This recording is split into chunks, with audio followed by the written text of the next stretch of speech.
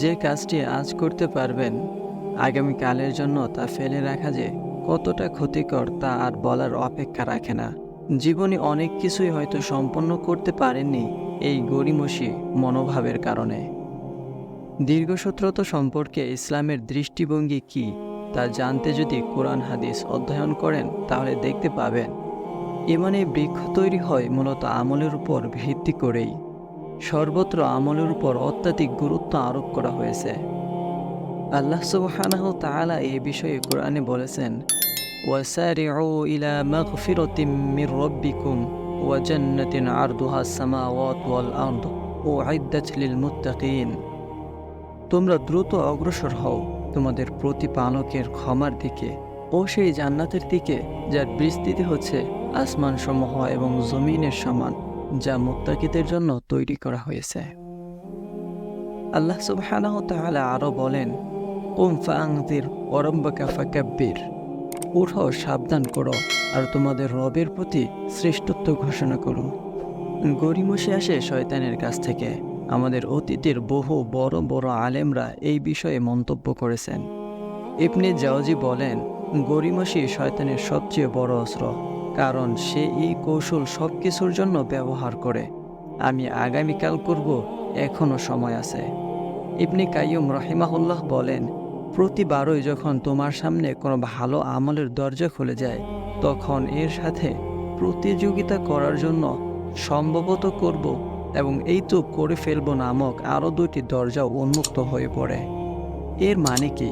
প্রতিবার যখনই আপনার সামনে ভালো কোনো আমলের সুযোগ তৈরি হয়, শয়তান তখন দুইটি প্ররোচনা নিয়ে আপনার সামনে হাজির হয়।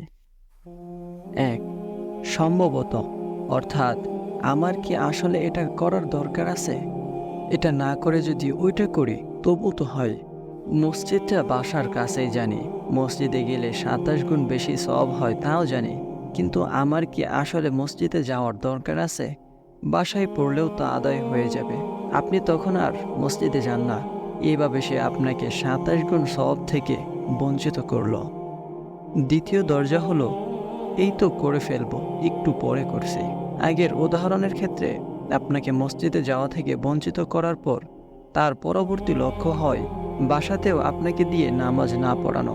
আপনি গড়িমসি করতে থাকেন, এই তো পড়তেছি, হাতের কাজটি শেষ করেই পড়ে ফেলবো। এভাবে গড়িমসি করতে থাকেন। শেষে নামাজের সময়টাই পার হয়ে যায় বা একেবারে শেষ মুহূর্তে গিয়ে আদায় করেন। আর এরকমটা প্রায় ঘটে আসছে অনেক বেশি সংখ্যকবার। এখন আমরা আলোচনা করব এর সমাধান নিয়ে। গড়িমসি না করা, ভালো কাজটি করার জন্য দ্রুত অগ্রসর হওয়া। আল্লাহ সুবহানাহু ওয়া তাআলা যেমনটি বলেছেন, ওয়াসারিউ, তোমরা দ্রুত অগ্রসর হও। সাবিকু, প্রতিযোগিতায় অবতীর্ণ হও। কুম, উঠে পড়ো। ফাসআউ, ক্ষিপ্ততার সাথে দ্রুততার সাথে এগিয়ে যাও। দুনিয়াবী কাজের ক্ষেত্রেও এই বিষয়ে বহু বই পুস্তক লেখা হয়েছে।